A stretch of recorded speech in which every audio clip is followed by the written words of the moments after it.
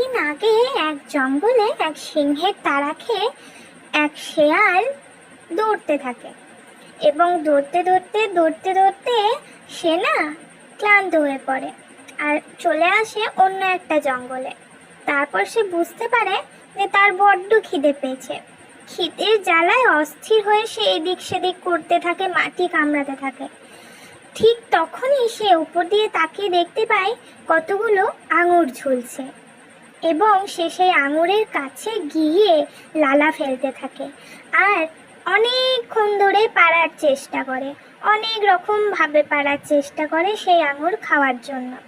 কিন্তু শেষে সে সেই আঙুর পাড়তে ব্যর্থ হয়। এদিক ওদিক তাকিয়ে আবারও একবার চেষ্টা করে তারপর দেখলো যে কিছুই কাজ হলো না। তখন সেই শেয়াল মনের দুঃখে